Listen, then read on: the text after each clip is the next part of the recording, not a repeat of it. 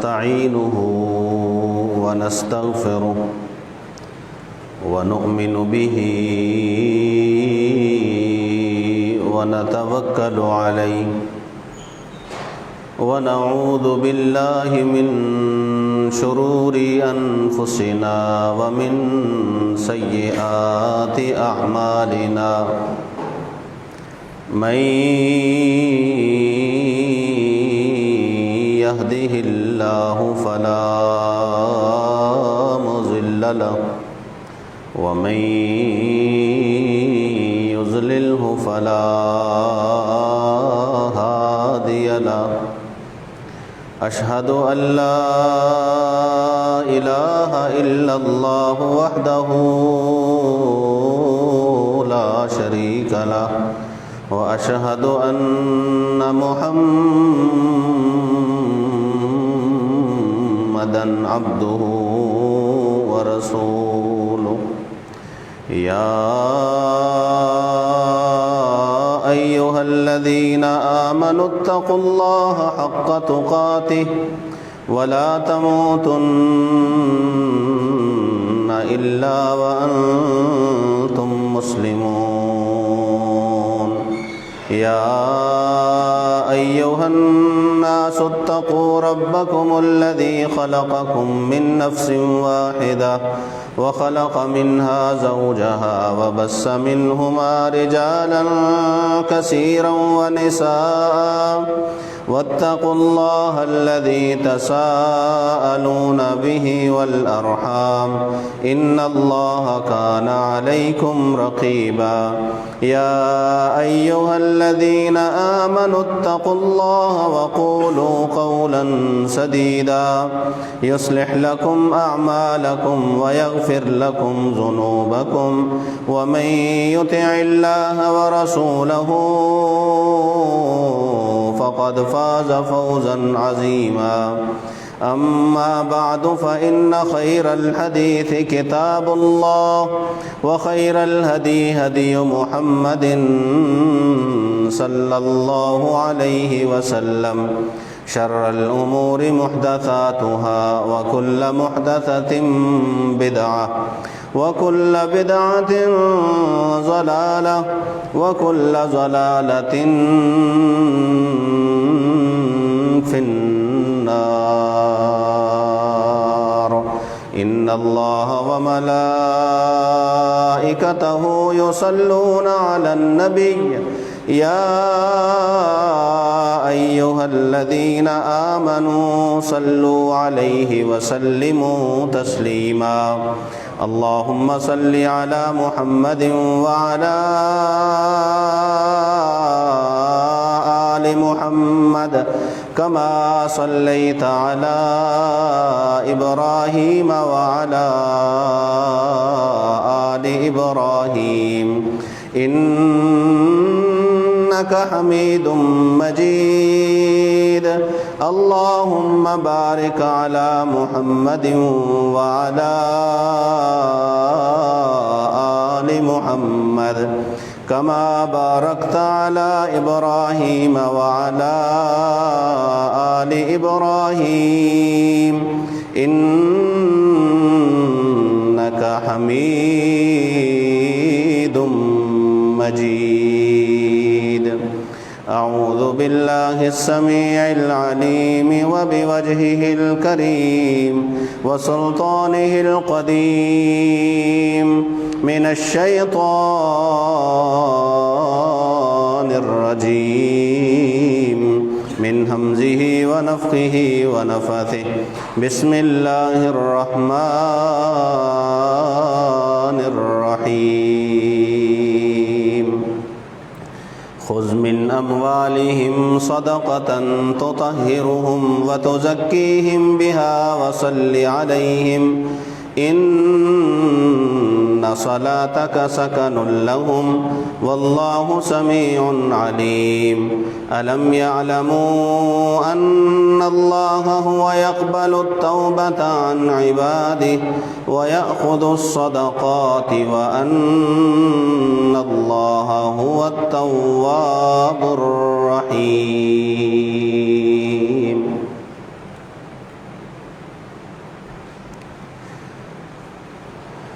یہ اللہ وحدہ لا شریک کی حکمت ہے، اس کا فیصلہ ہے کہ اس نے کچھ لوگوں کو مالی طور پہ مضبوط فرمایا ہے اور کچھ لوگوں کو مالی طور پہ کمزور رکھا ہے، اور دونوں ہی صورتوں میں مالی طور پہ کمزور رکھا گیا ہو یا مالی طور پہ مضبوط بنایا گیا ہو،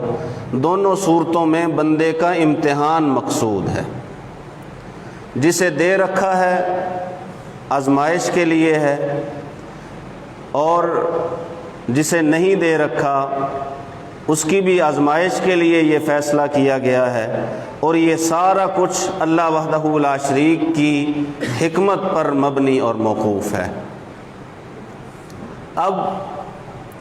جنہیں اللہ وحدہ لا شریک نے نواز رکھا ہے، جنہیں اللہ وحدہ لا شریک نے عطا رکھا ہے، جنہیں اللہ وحدہ لا شریک نے اپنی نعمتوں سے مالا مال کر رکھا ہے، انہیں اللہ وحدہ لا شریک نے قرآن مجید میں جگہ جگہ پہ بارہا یہ حکم فرمایا، اور ساتھ کئی ایک جگہوں پہ یہ بھی کہا کہ اے ایمان والو انفقوا من طیبات ما کسبتم، جو تم کماتے ہو اس میں سے پاکیزہ خرچ کرو،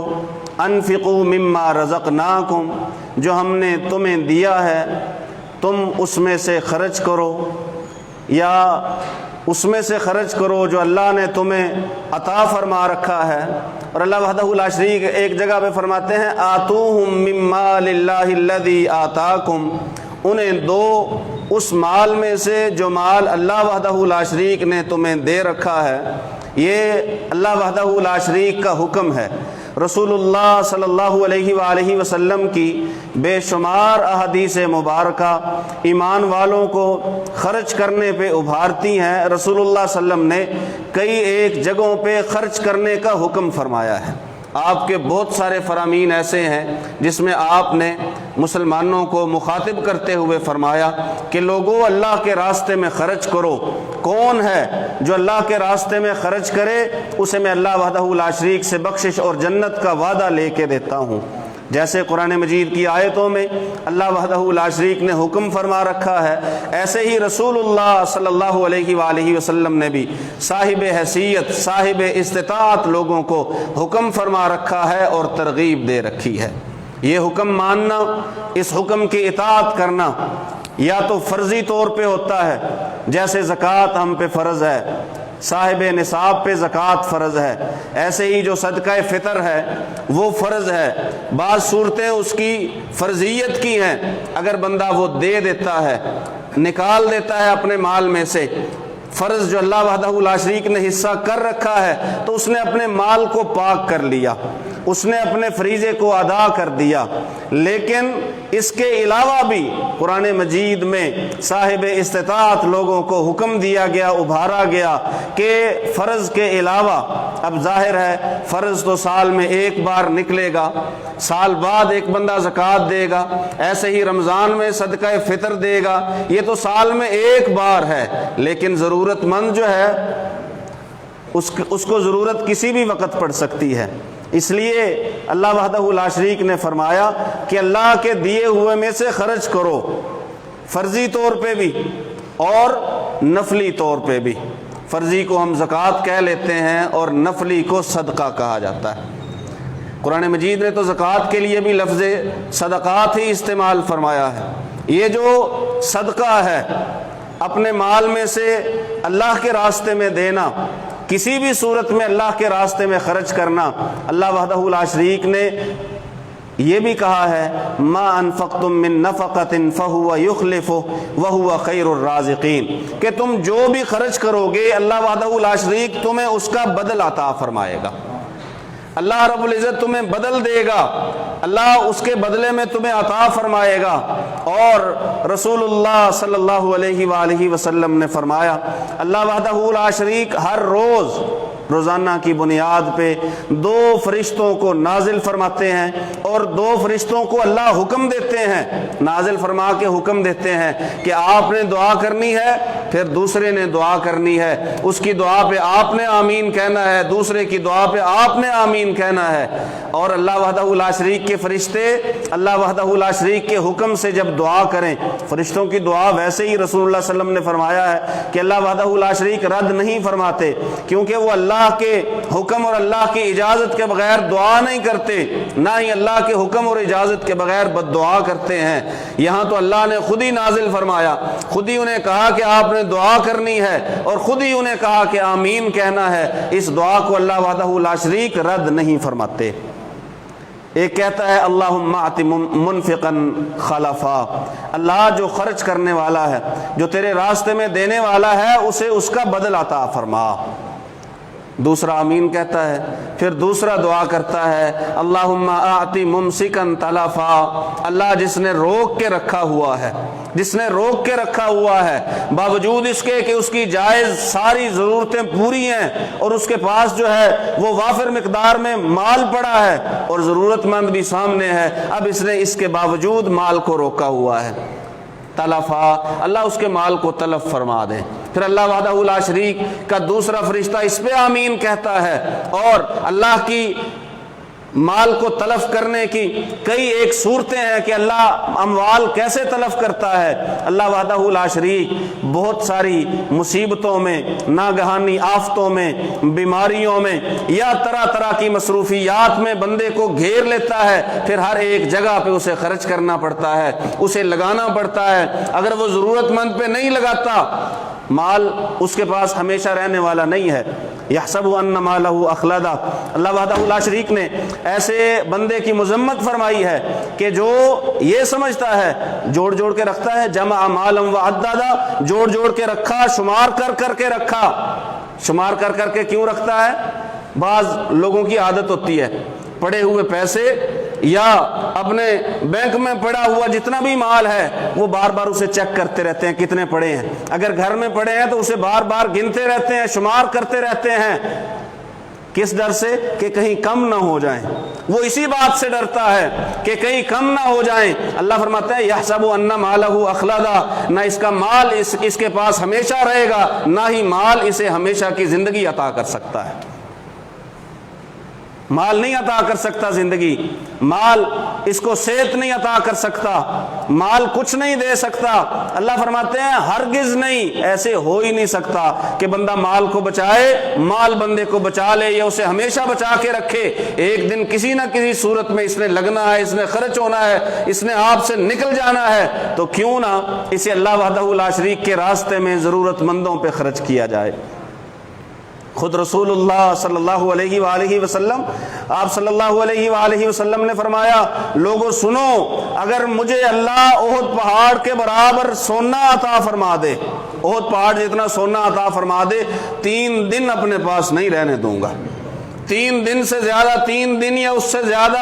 محمد الرسول اللہ صلی اللہ علیہ وآلہ وسلم کے پاس نہیں رہے گا۔ اصحاب صفہ میں سے ایک صحابی فوت ہوا، اس کے سامان کو جب کنگھالا گیا، کریدا گیا تو بیچ میں سے چند درہم نکلے۔ رسول اللہ صلی اللہ علیہ وسلم نے فرمایا کتنا ہی اچھا ہوتا اگر اپنی زندگی میں یا اللہ کے راستے میں خرچ کر جاتا۔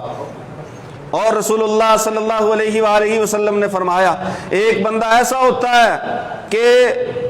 جو ساری زندگی مال کو جمع کرتا ہے، جوڑ کے رکھتا ہے، جب اسے پتا چل جاتا ہے کہ اب تو میرے جانے کا وقت ہے، اب میرا وقت آخر ہے، وہ کہتا ہے اتنا فلاں کو دے دو، اتنا فلاں کو دے دو، اتنا فلاں کو دے دو۔ لولا اخرتنی الی اجل قریب، قرآن بھی کہتا ہے فاصدق واکن من الصالحین، لوگو اللہ کے راستے میں خرچ کرو اس سے پہلے کہ تم میں سے کسی کو موت آ جائے اور پھر وہ کہے کہ تھوڑی سی مہلت دے دیجئے، تھوڑی سی مہلت دے دیجئے، اے اللہ تھوڑی سی مہلت دے دے، فاصدقا کہ میں صدقہ کر لوں، واکن من الصالحین اور نیکوں میں سے ہو جاؤں۔ مرنے لگتا ہے کہتا ہے اتنا فلاں کو دے دو، اتنا فلاں کو دے دو، اتنا فلاں کو دے دو۔ رسول اللہ صلی اللہ علیہ وآلہ وسلم نے فرمایا وقد کان لفلان، اب تیرا آخری وقت ہے، وہ تو مال کسی کا اب ہو چکا ہے، اب تو تیرا حق ہی نہیں بنتا، اس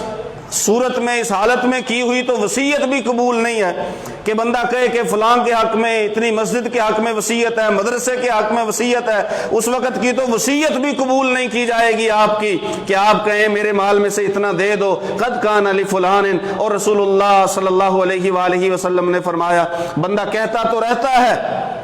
کہ یہ میرا مال ہے, یہ میرا مال ہے, حالانکہ اس کے مال میں سے اس کا کیا ہے, ما اکل فافنا, جو کھایا اور ہضم کر لیا, او لبس فابلا, یا پہن لیا اور بوسیدہ کر دیا, او اعطا فقتنا, یا اللہ کے راستے میں دے دیا اور ذخیرہ کر لیا, یہ اس کا ہے. وما سوا ذالک, جو اس کے علاوہ ہے, جو ڈھیر ہیں, اس کے علاوہ جو بنڈلز ہیں, فہو ذاہب, وہ جانے والا ہے, وتارکہ للناس, اور یہ مال لوگوں کے لیے چھوڑ کے جانے والا ہے. اسے کیا پتا اس کی اولاد, اس کے رشتہ دار, اس کے احباب, اس کے والدین یا اس کے بھائی یا اس کی بیٹیاں وہ کیسے اس مال کو صرف کرتے ہیں, کہاں پہ اس مال کو لگاتے ہیں. اس نے تو وہی جو زندگی میں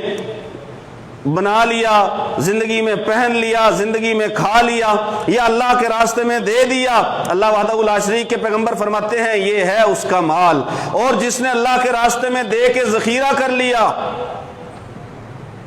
پھر وہ ذخیرہ کس قدر ذخیرہ ہوگا. رسول اللہ صلی اللہ علیہ وآلہ وسلم کے فرمان کے مطابق کہ جو بندہ کھجور کا ایک ٹکڑا صدقہ کرتا ہے, معمولی سا صدقہ, کھجور کا ٹکڑا نہ خریدا جا سکتا ہے میرے خیال میں, نہ بیچا جا سکتا ہے. آدھی کھجور کون خریدے گا, کون بیچے گا, لیکن یہ رسول اللہ صلی اللہ علیہ وسلم نے صدقے کی کم سے کم جو ہے وہ مقدار بتا دی کہ اگر اتنا بھی کوئی صدقہ کرتا ہے تو صدقہ کدھر چلا جاتا ہے, اللہ وحدہ لا شریک کے ہاتھ میں چلا جاتا ہے. یحییٰ بن معاذ فرماتے ہیں رحمہ اللہ تعالی کہ میں نے ایسا ذرہ نہیں دیکھا, ایسا دانہ, ایسا ذرہ میں نے نہیں دیکھا کہ جو ہو تو ذرہ لیکن پہاڑ بن جائے, سوائے اللہ کے راستے میں صدقہ کیے ہوئے ذرے کے, کہ وہ ہوتا ذرہ ہے لیکن وہ پہاڑ بن جاتا ہے. رسول اللہ صلی اللہ علیہ وسلم نے فرمایا تم میں سے کوئی صدقہ کرتا ہے, معمولی صدقہ 10 روپے 20 روپے آپ نے کہیں کسی مسجد کے باکس میں ڈال دیے یا کسی ضرورت مند کو دے دیے, اس کی ضرورت پوری کرنے کے لیے آپ نے تو دے دیے, لیکن یہ صدقہ چلا کہاں گیا, یہ اللہ وحدہ لا شریک کے دائیں ہاتھ میں چلا گیا. پھر اللہ وحدہ لا شریک اس کی پرورش کرتے ہیں, اس کو اللہ پالتے ہیں, اس میں بڑھوتری فرماتے ہیں. کیسے؟ جیسے تم میں سے کوئی اپنے ایک گائے کے بچے کو بڑا کرنے کے لیے اس کی خدمت کرتا ہے, یا گھوڑے کے بچے کو بڑا کرنے کے لیے, اسے صحت مند کرنے کے لیے اس کی خدمت کرتا ہے, ایسے ہی اللہ وحدہ لا شریک صدقے کی پرورش فرماتے ہیں, اور یہ بڑھتا بڑھتا بڑھتا بڑھتا احد پہاڑ کے برابر ہو جاتا ہے. ایک مٹھی جو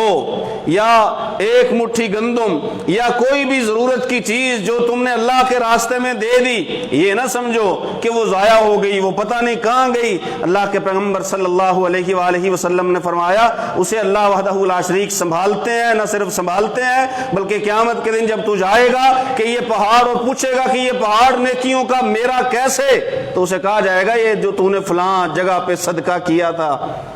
اور رسول اللہ صلی اللہ علیہ وسلم نے فرمایا ایک اور شخص بھی ہوگا قیامت کے دن, اللہ وحدہ لا شریک اسے بلائیں گے اور اسے پوچھیں گے بتا بھائی میں بھوکا تھا, میں تیرے پاس آیا تھا, تو نے مجھے کھانا نہیں کھلایا, میں پیاسا تھا, پانی کی ضرورت تھی, تو نے مجھے پانی نہیں پلایا, مجھے لباس چاہیے تھا, تو نے مجھے لباس نہیں دیا. بندہ کہے گا اللہ تو رب العالمین ہے,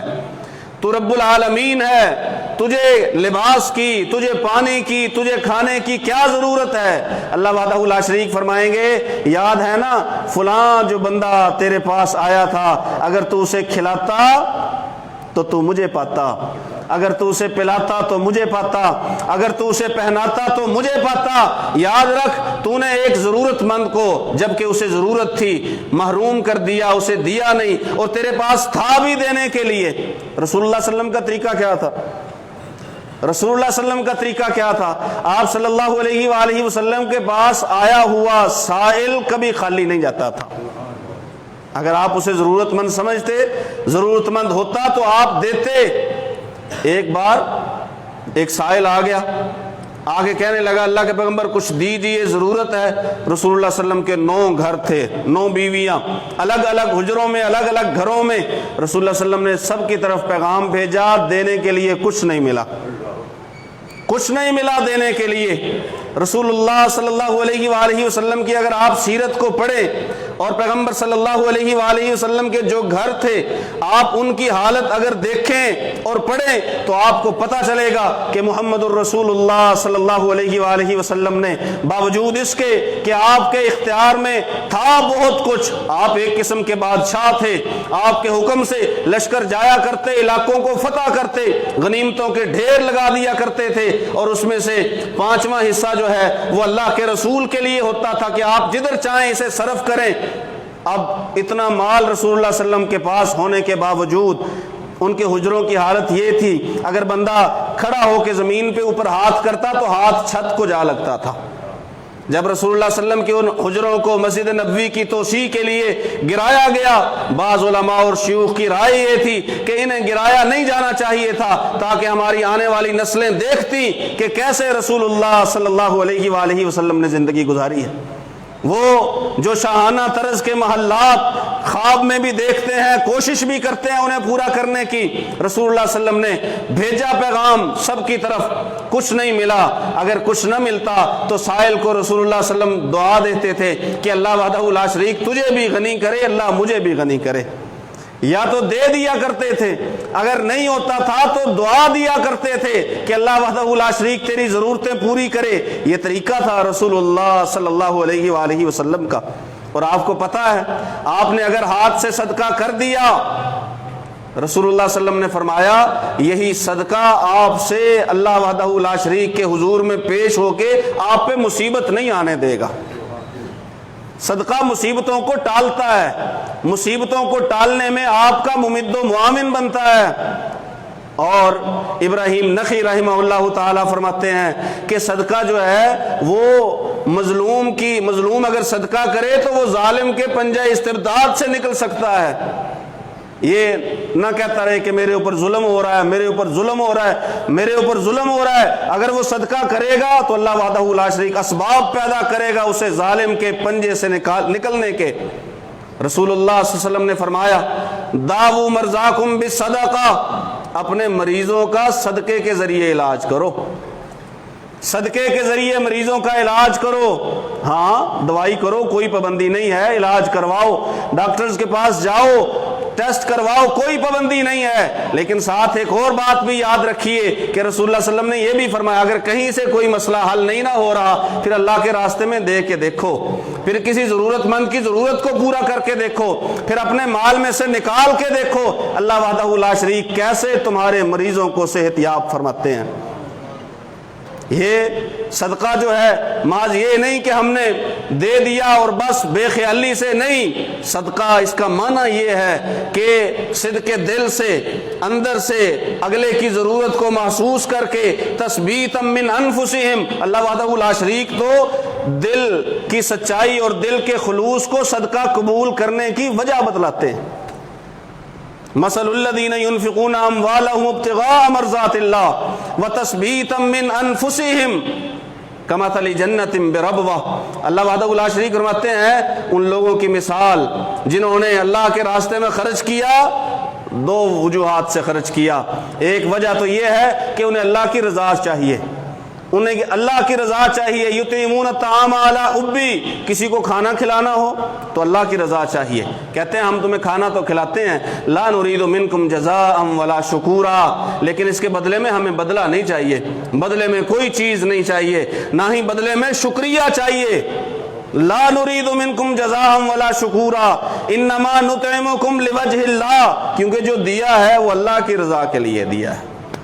ابتغاء مرضات اللہ، اللہ کی رضا کے لیے۔ اللہ کی رضا یاد رکھیے، ہم لوگ دیتے ہیں تعارف کی بنا پر، ہم لوگ دیتے ہیں واقفیت کی بنا پر، ہم لوگ دیتے ہیں ایسی جگہوں پہ جہاں پہ ہمارا تعارف ہو، واقفیت ہو، ہمارا نام بنے۔ اللہ وحدہ لا شریک فرماتے ہیں نہیں، ایمان والے تو خرچ کرتے ہیں اللہ کی رضا کے لیے، اللہ کی رضا کے لیے، واقفیت ہو یا نہ ہو،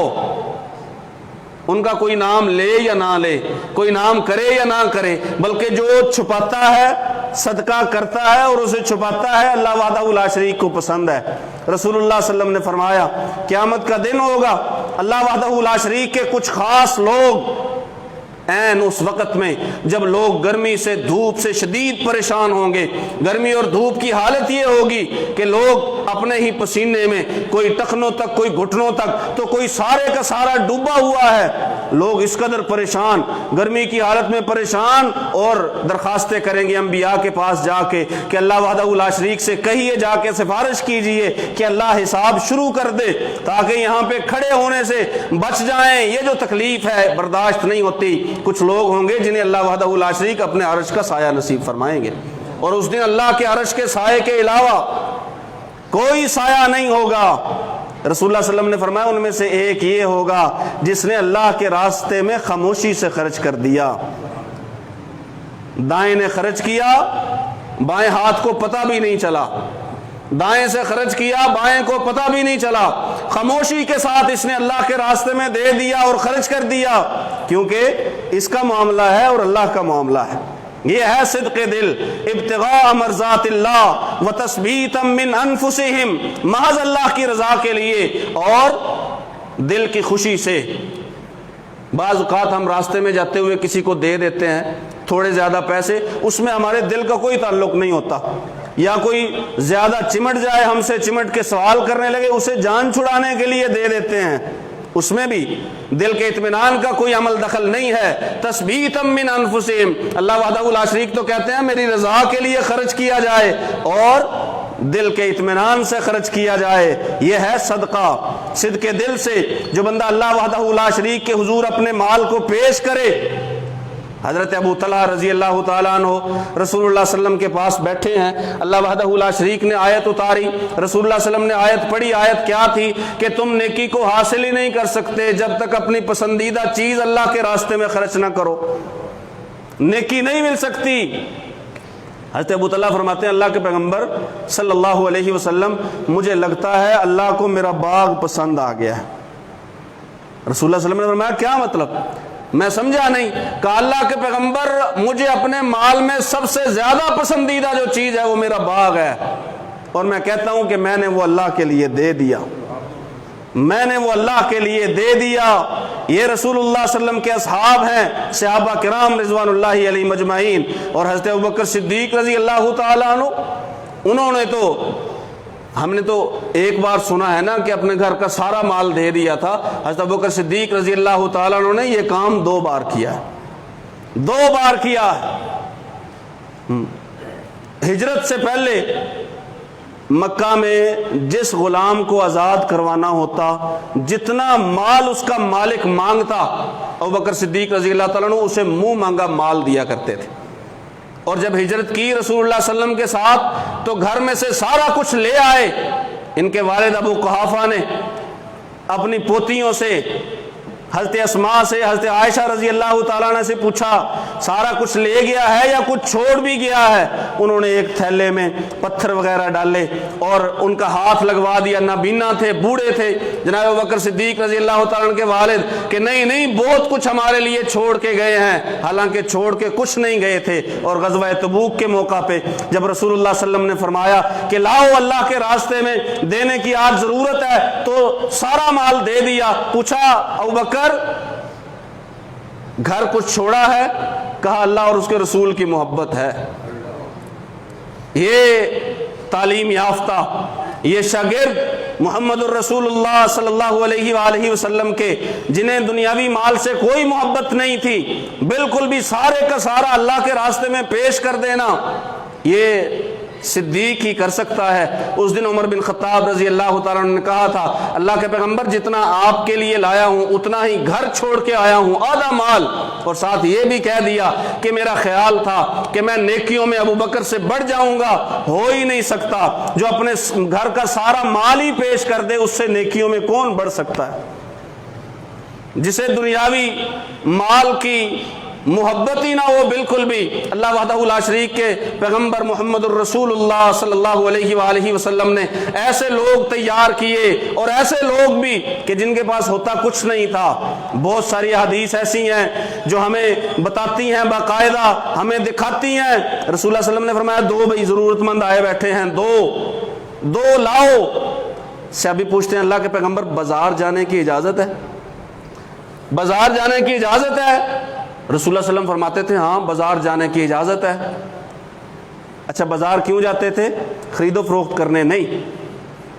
بازار اس لیے جاتے تھے تاکہ کسی کا بوجھ اٹھا سکیں، کلی بن سکیں، اور وہاں سے جو درہم ملے، کوئی دینار ملے تو وہ لا کے رسول اللہ صلی اللہ علیہ وسلم کی خدمت میں پیش کر دیں۔ جہد المقل، رسول اللہ صلی اللہ علیہ وسلم نے فرمایا صدقہ یہ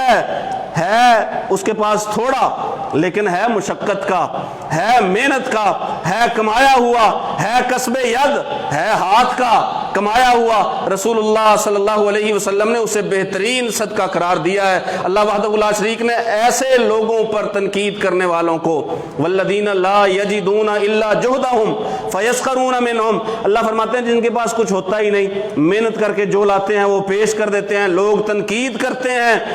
مذاق اڑاتے ہیں ان کا۔ اللہ وحدہ لا شریک نے فرمایا اللہ ان لوگوں کا مذاق اڑائے گا اور ان کے لیے دردناک عذاب ہے۔